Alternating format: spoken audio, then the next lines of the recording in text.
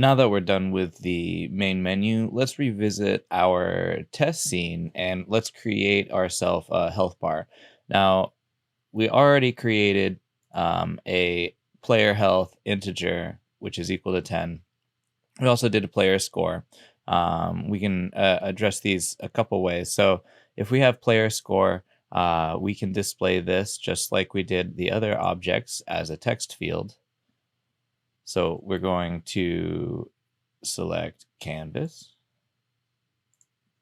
make sure we're in the same canvas, and we're going to create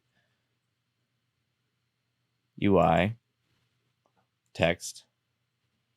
And then this text, let's see, let's position this over here and move these both together to the top.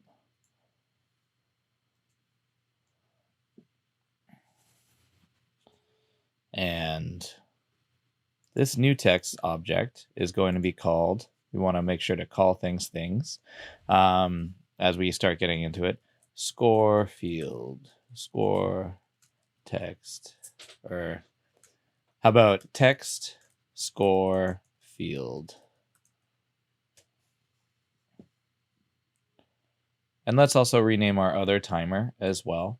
As you can see, my hierarchy is starting to get populated with really not informational names. So we want to start using names to identify what is in our hierarchy. It'll make it much easier to navigate through time.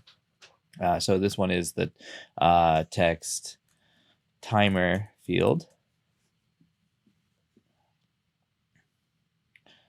And now that we have this, we're just going to put the score here. But we want to say the word score. So we're going to move this one over a little bit. And then we're going to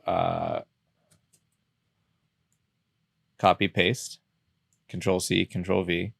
And we're, oops, I'm out operating a really wide angle. I don't really need to do that. We're going to move this text field over. And this one, this is just going to say the word score. And it's going to be blank score. We're going to right align it.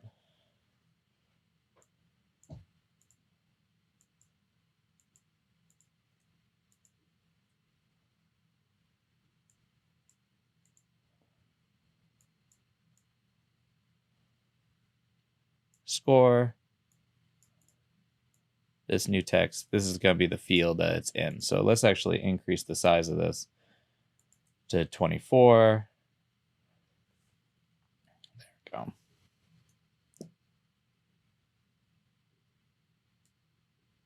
Oops. Just trying to clean up the edges so that they don't overlap as much, but having trouble with my mouse today. So we're going to position the score right here. And it is also, we can move it down just a skosh so that the number will be slightly smaller and right there. So what do we want to call this though? Now that this is copy pasted, it's text score field 1. So we just want to say score name.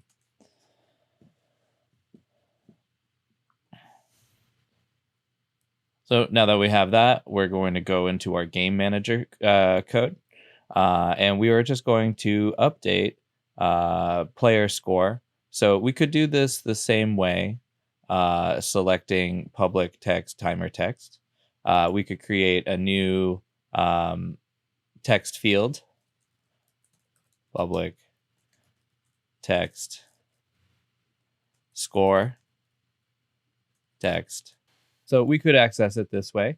It's just taking a sec. All right. So, we have text score field. Let's drag the text score field into the score text field area. And now we can just update it. So we can say on start, score text equals player score. So again, cannot implicitly convert type int to Unity Engine UI text. So again, we once again run into this problem where we want to write letters into a thing that into something that uses letters, but the data that we have is a number. So we have to say dot to string and then open parenthesis, close parenthesis, because it's a function we're calling to do something to this. And this will allow it to be set as a string. So what I can do here is update the score text dot text. Forgot to do that again. It's causing me an error. And it's equal to player score dot to string. So we create it as a string. And we convert it and then set it in the text field. So this will set everything normally. So we want to do something a little bit more fancy. And to do this, we're going to use some of Kenny's art assets. So if you've downloaded the Platformer Art Complete Pack from his website, inside of here, we have I think it's in the base pack, HUD. Here we go. We have HUD heart empty, heart full, and heart half. Now, we could just use these and do them per piece of artwork, but we don't have a full strip. So what we're going to do is we're going to utilize these hearts as little icons to fill up as you're going along with health. So we're going to probably need about 5 of those. We also have some HUD numbers in here that we might use as artwork to swap out later on as score. Maybe we could write ourselves a score keeper. Not right this second, but that might be in the future. And so what we'll be doing is we'll be grabbing this HUD sprite sheet or possibly just this artwork here, and we're going to bring it in. So we're going to select those 3. We're going to copy it. We're going to go to in here, and we're going to create ourselves or open in our textures folder. We're going to actually create a folder that says 2D UI or GUI. Or yeah, actually, let's just call it GUI.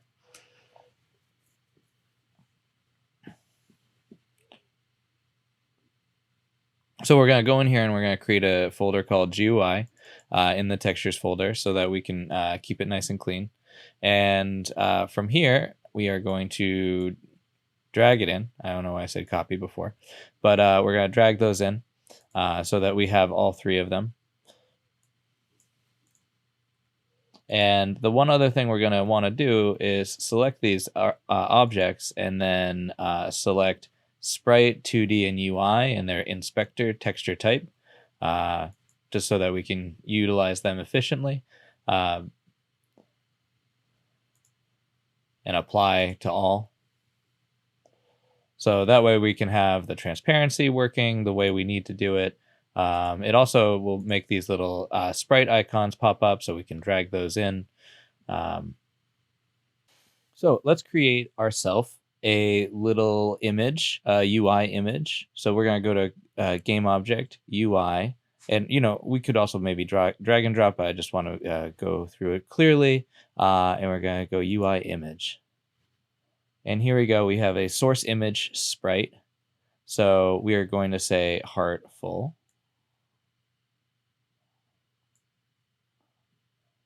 And this image is going to be called heart O. We're going to index by 0. We're also going to maybe scale it down a little bit. And if you hold down Shift, you'll scale evenly. If you let go of Shift, it will it won't scale evenly. So depending on what you need, I like to usually scale it pretty evenly. You could also, of course, do this in the document right here. We can just change the width of this object. So it's up to you how you like to edit. And I'm just going to make 5 of these.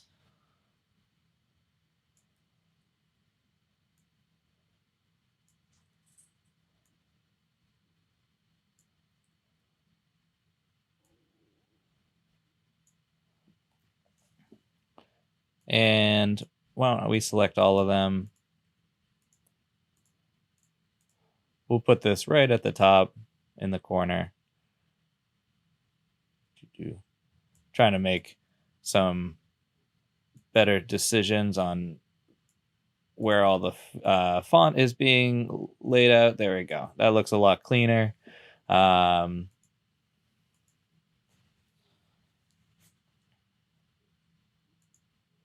So now that we have these heartfuls, they don't really do anything. We're going to need to actually create the code that will make them function the way we want. And we want to also double check that these are named correctly. So instead of heart 001, we're just going to say 01.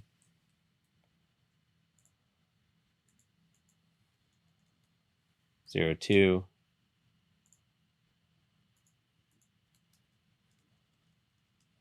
03.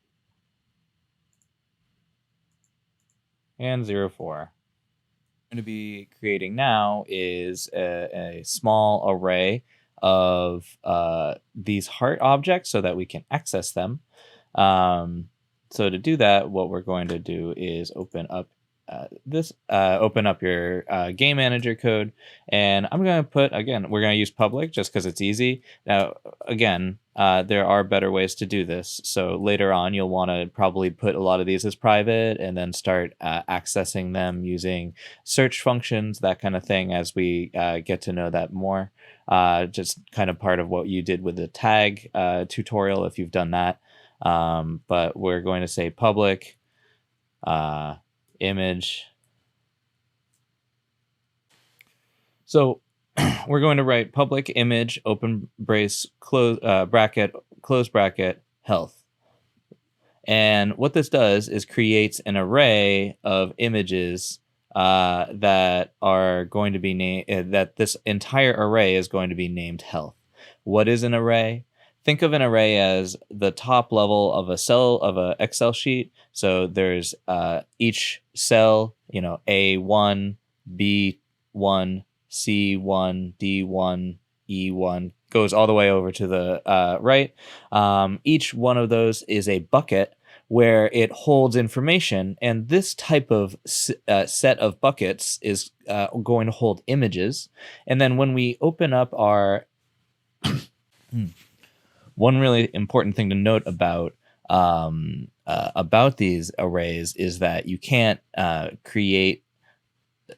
change them while you're in game. So you cannot change arrays while you're running code. If you want to do that, you're going to use lists if you are familiar with this concept before. So once we have that, we're going to go back into the Unity editor and look at this. We have in our game manager this thing health, and then it says size 0. So we're going to say size 5. And now we have 5 elements that is also open and closable. So we're going to drag our hearts into each one.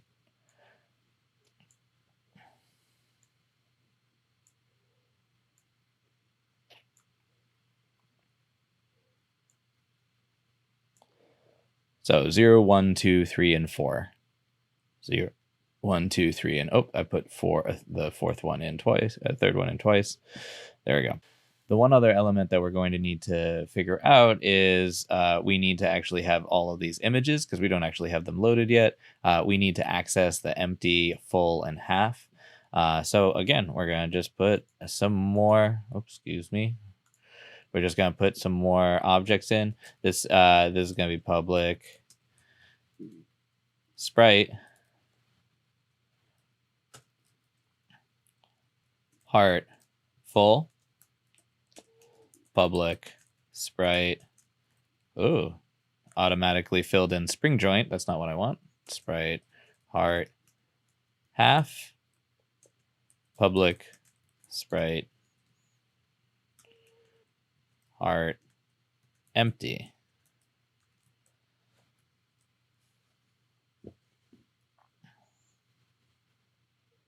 All right.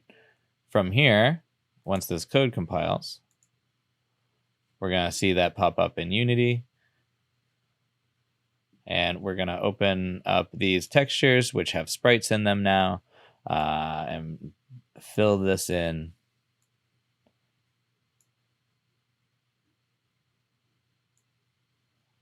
There we are. Full, half, and empty. I think we have just about all we need for what we're going to do.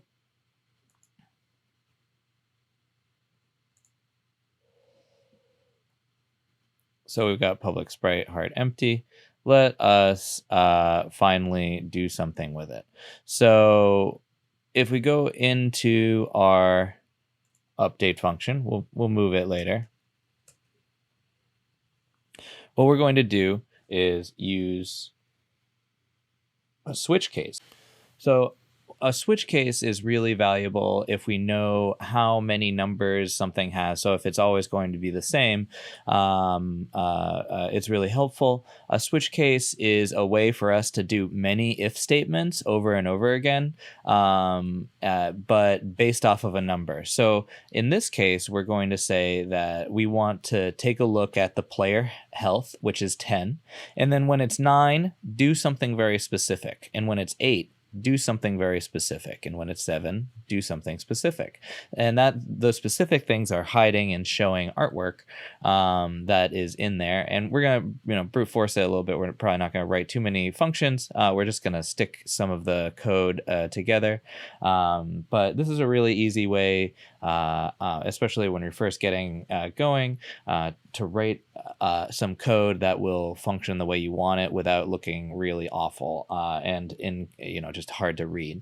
So in our update timer, we're going to say switch,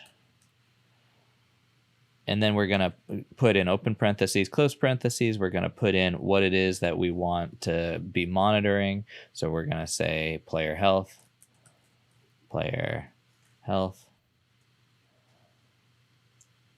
Now inside of the switch statement, we're going to open brace and close brace. That's important, just like a regular if statement. And we're going to say case 1. What we're going to do is type in case 1, and this is one of the few times we're going to use a colon instead of a semicolon. So if you're not paying attention, be aware. And then we're going to type in what it is we want to do. This case, when the player health is 1, we probably want to set the image of health to image 0.0. So we're going to say health dot image. Oops, not health, but health, open brace, close brace. And we're going to say 0 dot image or dot sprite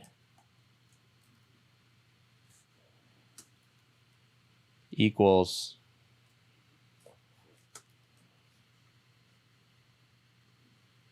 heart half.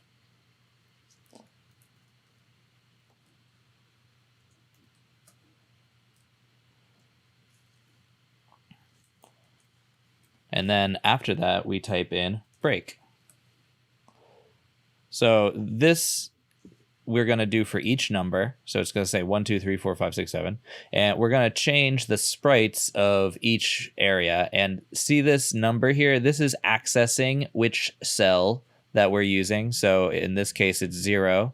If we go over to Unity, 0, element 0 is this one, which is heart 0, and heart 0 is on the left, I believe. Let's double check that. Yep, it's right there because we have them in left to right order.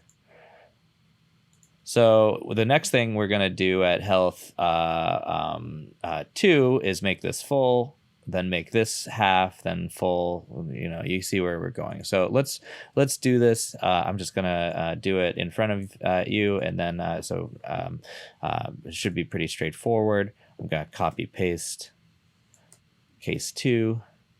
This one, we're still going to do that, but we're going to say full.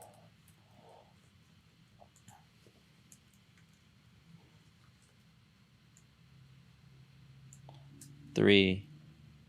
And then this time we want to actually say health 1. So the ones area.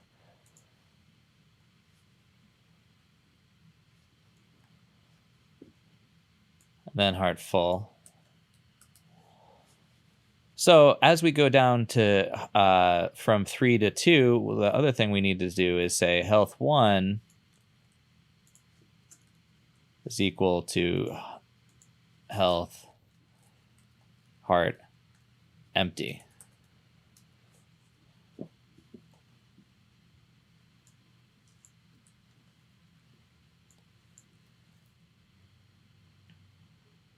And then again, heart empty for the next one up. 2.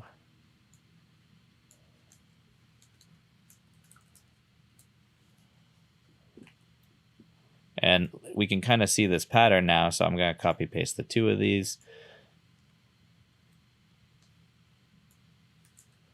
5, 2, 2, 3, 6,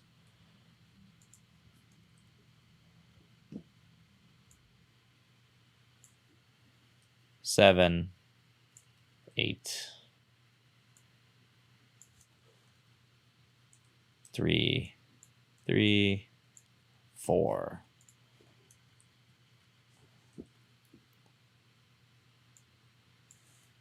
9, 10.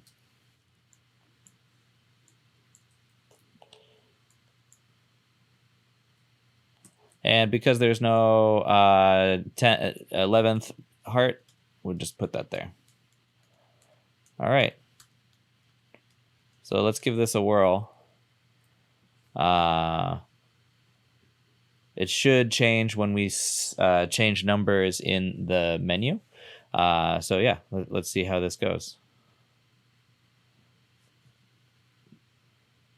Heart starts at 10, or it should.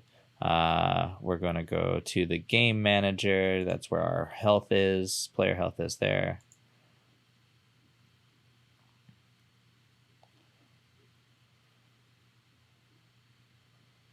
And we see it in the top right corner there. Oh, you know what I'm going to do? Since that timer is so fast, I'm going to put that back up to 100. Otherwise, we will not have time to experiment, or actually 1,000. You know, no reason why we can't just set it up longer.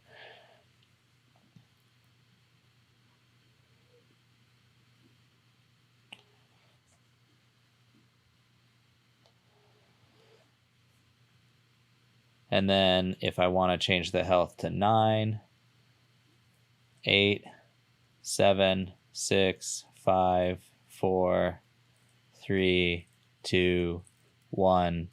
And you know what? We actually don't have 0. So we might want to put that one in there too.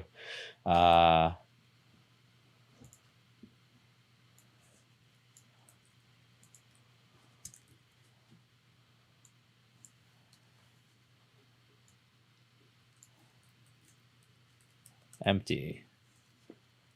There we go. So, you know, by the way, there's this little button here. Look at that. Collapses everything. Makes it easier to scroll up and down, especially, you know, depending on what you need to do. And when we're collapsing things, let's just throw in a comment, right? Let's say manages player health bar for the GUI. So, you know, we want to put some comments in. Maybe we'll put one here as well.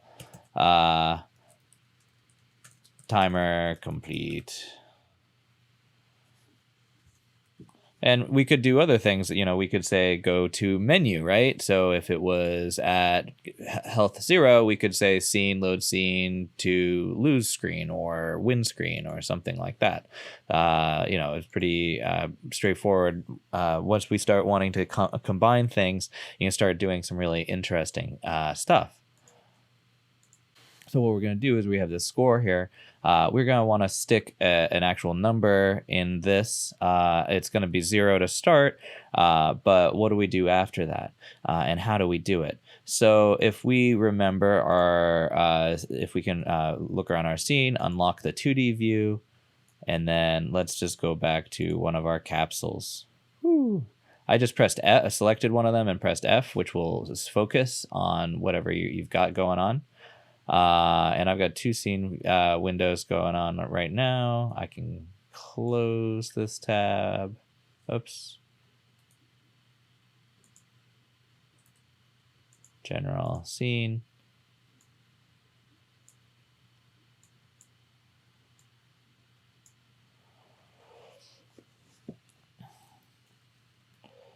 So we have these red capsule things, right? Like maybe they give you points. So if they give you points, let's go check the code that's on them. They don't have any code. That's actually pretty interesting.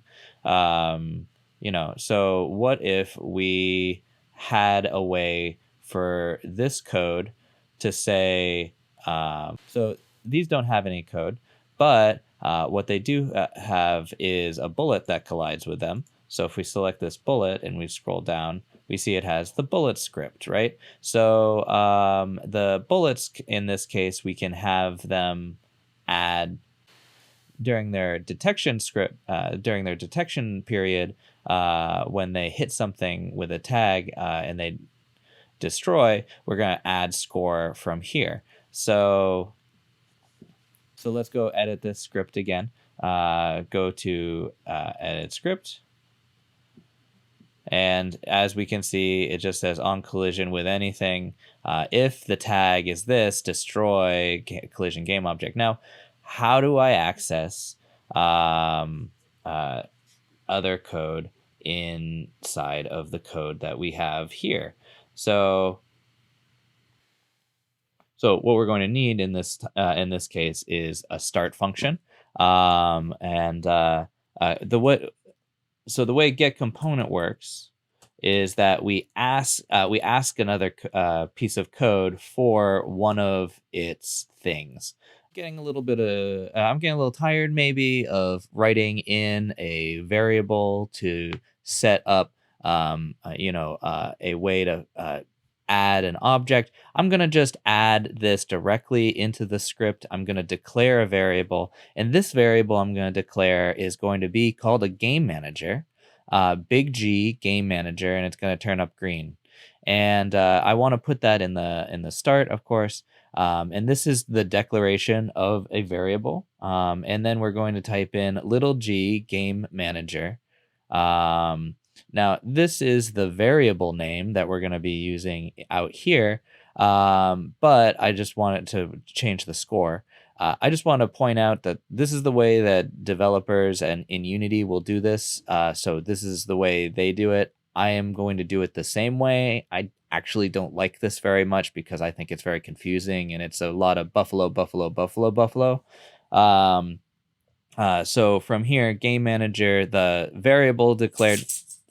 From here, the variable game manager is declared, and then it's called little g game manager, and we're going to say that is equal to big G game object dot, and this is how we're going to find it. We're going to say dot find open parenthesis, close parenthesis, and in here we're also going to say game manager, because the game manager, this is poorly capitalized, manager. This is the prefab object called game manager, the thing that's in the hierarchy.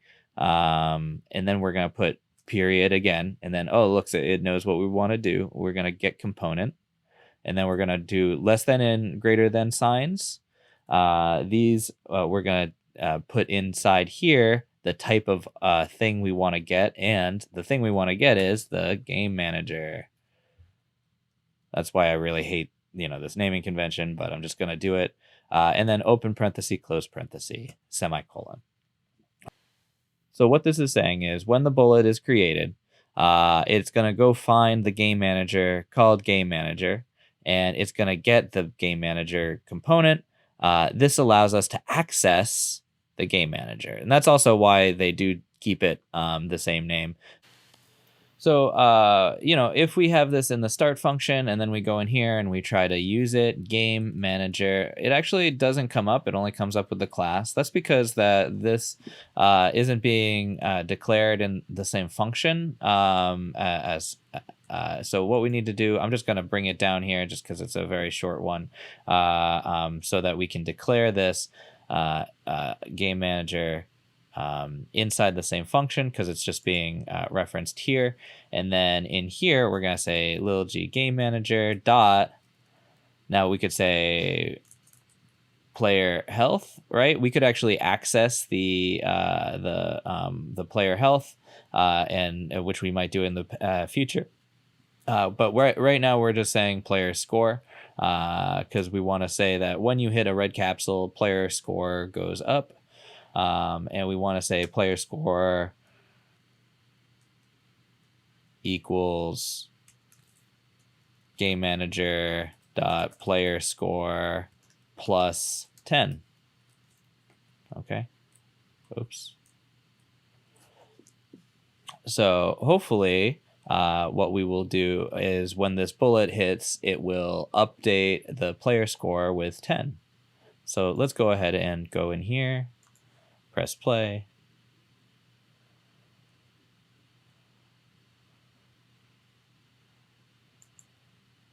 And then our score is 0 currently. Score is still 0. But I wonder if it's because we're not updating the text. There's always a little something that we might have forgotten. So let's go. We can select our game manager. We can actually see that player score is equal to 20. It's just the score is not updating. So that's actually really interesting for us to know. So what we need to do is update the score as well. So why don't we do this right here? Game manager dot player dot score text. That's what it was. I was just blanking for a second. Game manager dot score text equals not player score, but game manager dot player score, right? So we updated the number here, and then we're saying now set the score text to be player score. Now we probably want to have this update honestly in the inside of this game manager eventually, because if you think about this, all these bullets are going to be accessing your player score and then be updating the text. That may not be as efficient if we're doing it from a different script, because this costs extra information, especially this find function. You'll see that like games will lag if you use this function a lot. So there are cleaner ways, again, but we're not going to go over too many of them right now. Don't worry about it too much. Game manager score dot text. I had to implicitly convert, and then player score dot to string. Yeah, got to do all that little stuff to make the score text pop up correctly. And this will all be different in the other UI system as well, I'm sure. All right, so now when we destroy stuff, let's see if... Oh, look at that. Score 10.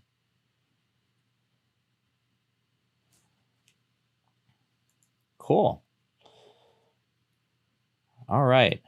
So the only other thing that you may want to understand is so now we've got our score, we've got player health, we've got all these images, the setup, we've got a lot going on to manage the game. From this game manager script, we can also write in other functions, right? We could manage how you win the game, when you lose the game, when you go to the next scene. But what happens if we wanted to, say, maintain information from one scene to another? Mostly when you're in game. So what we're going to do is use something called don't destroy on load. What we're going to use is something called don't destroy on load. It's going to allow us to bring data from one scene to another. In order to do that, though, I'm going to need to have a different scene, right? So I'm going to have scene test scene 01. We're going to save this. We're going to actually duplicate it if we can. So just open it, and which it's already open. Duh. So we're just going to duplicate. So we're going to say save as, and we're going to go into scenes. And we're going to say test scene 02, just really straightforward. And then in test scene 02, now that we're in 02, let's change this up a bit just so that we can understand that it is different.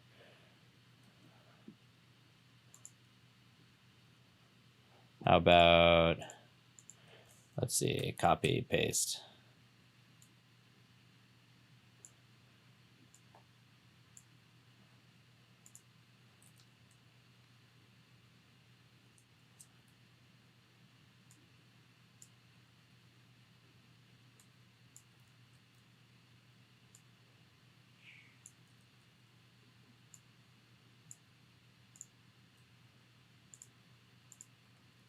Just making it look weird and different so that I can very quickly and easily get,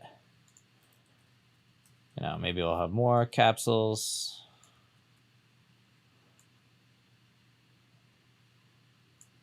All right. So there we go. Now we have a second scene.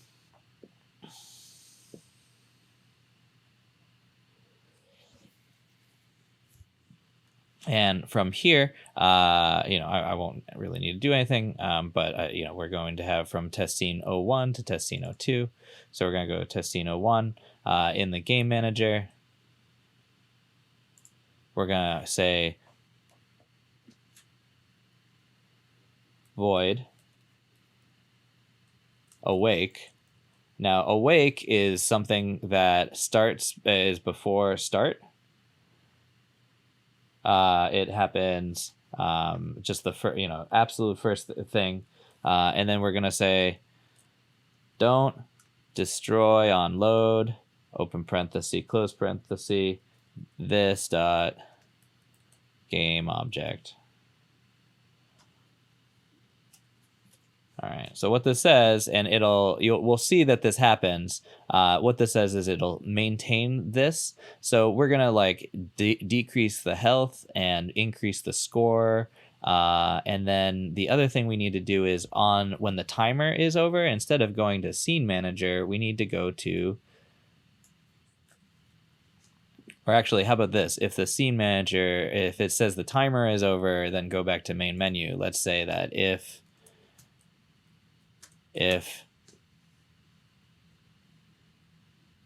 player score, we need to do parenthesis, player score is greater than 30, because we're doing increments of 10, so I'll hit 4 things, actually 20, just so that we hit it twice.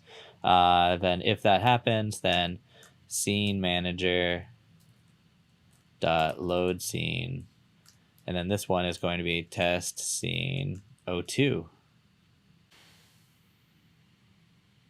So this is actually kind of hard-coded, so it always goes to scene 2. Maybe we want to actually make it so that we can know that, or we can have it loop around maybe, or go to the next one instead. So what we want to do is create a temporary variable. So go into our start function, and we're going to say scene current scene equals SceneManager dot get active scene, open parenthesis, close parenthesis. So what we're just saying is we're creating a new variable called current scene, and we're setting whatever the active scene is. So it's basically asking, what level am I in?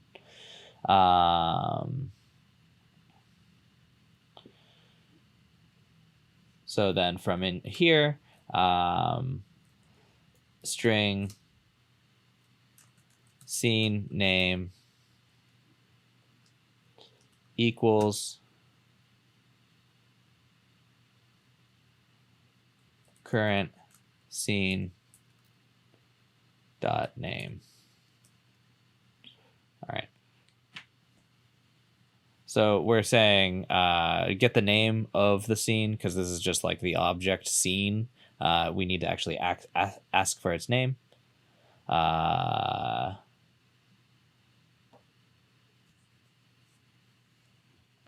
So now that we've done that, we can say if player score is 20, we'll go ampersand, ampersand, scene name. Oops, we need to put this in the update function.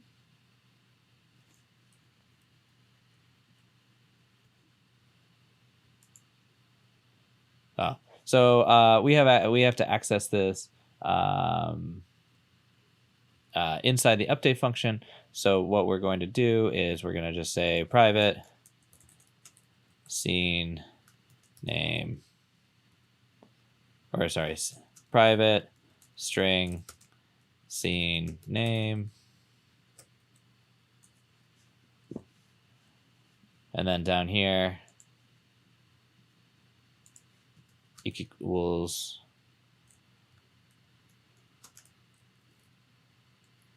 test scene 01. So if it's in test scene 01, do this. So we're going to have if player score is over 20 and scene name is equal to test 1, go to test 2. And then in test 2, we'll just hang out.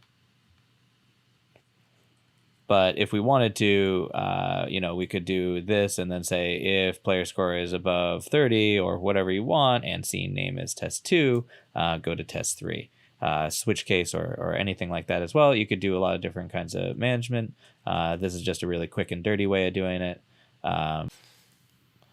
Okay, so let us go check out our code by pressing play. Actually, we're in test scene 01.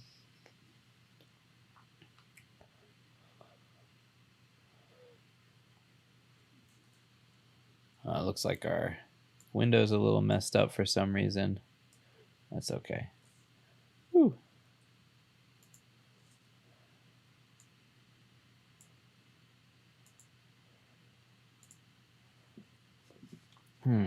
So I just changed it to standalone, and I'm gonna go check out my GUI, make sure all the things are still there, just because I was messing around with things.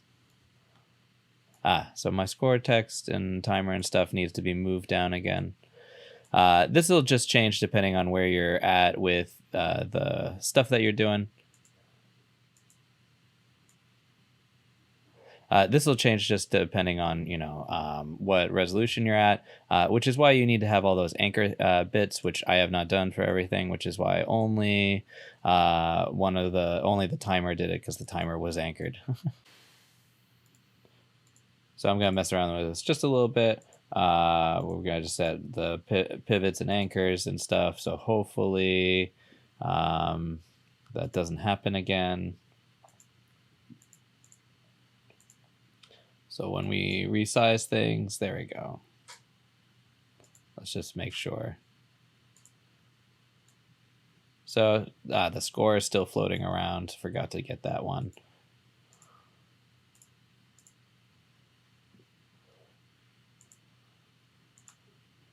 All right. There we go.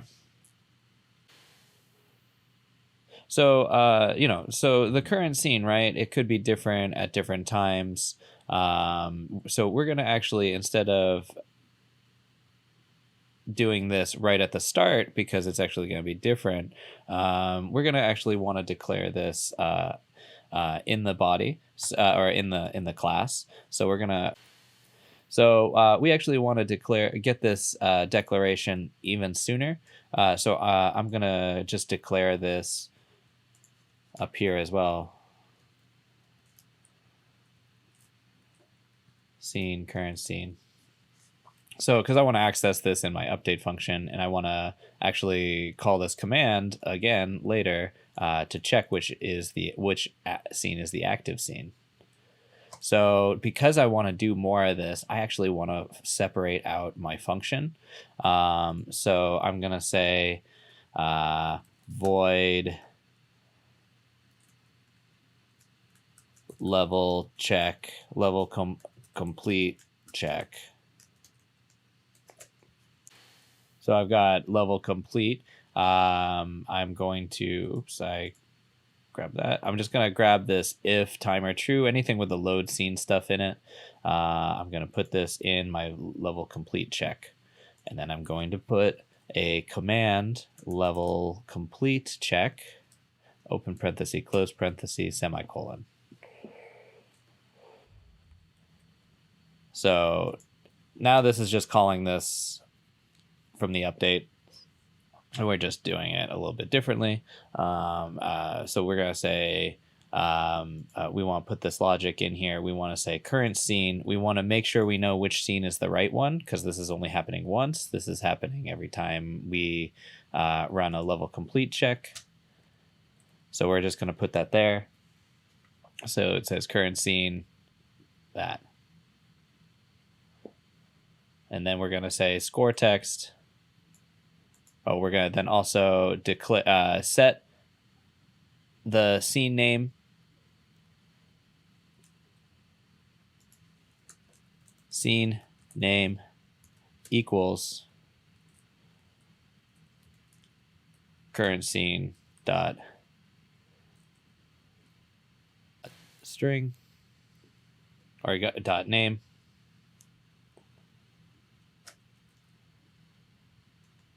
Semicolon.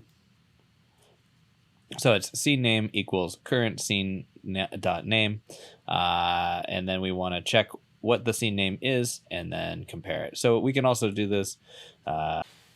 Right now this is running all the time, and this is not really a super efficient way to check, but it'll be fine for now. Later on, what we're going to do is anytime the score is incremented, which is why bringing in the bullet stuff later on is good, but anytime the score is incremented, you can check to see whether or not you've won. So we might put in a Boolean or something like that as well. But right now, it's just going to monitor it all the time. And so if it's over 20 and the scene name is test scene 1, then it'll load test scene 2. So let's go in here. Let's press play. Let's destroy, hopefully, 2 things. Oh, one other thing we forgot to do. We have to go into the build settings. So go into File, Build Settings, and we have to add Test Scene 2 to the build settings, because otherwise we're not going to be able to know what's what. It's not going to register.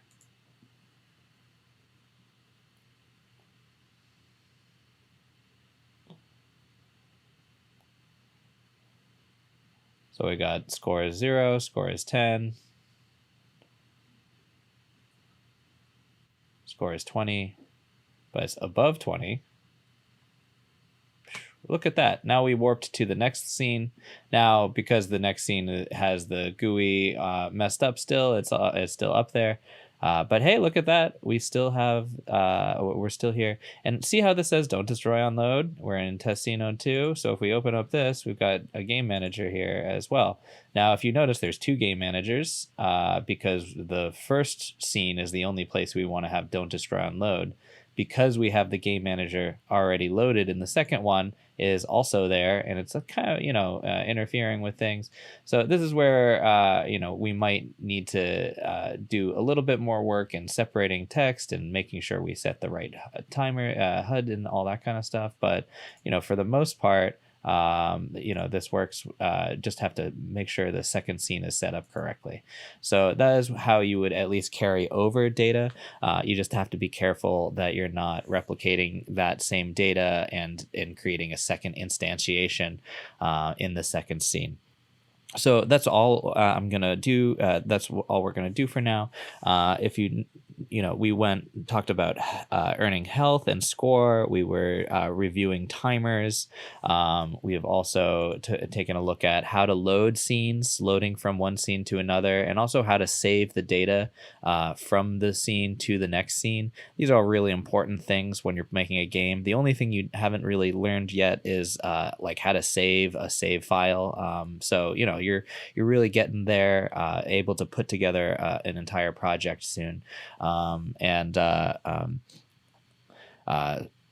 So really the only thing else to do is taking a little time, working with the material a little bit more, massaging it, getting some good color or text fonts, making sure everything's lined up, and making your game shine.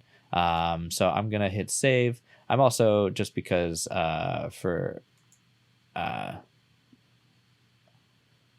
I'm going to hit save, and I'm also going to open up test scenes 2, and I'm going to go ahead and delete the game manager in here. And then let's see if test scene 1 will be able to handle it. We'll notice it changes because the GUI still changes. I'm not going to fix that for now. I just want to make sure that that concept comes across.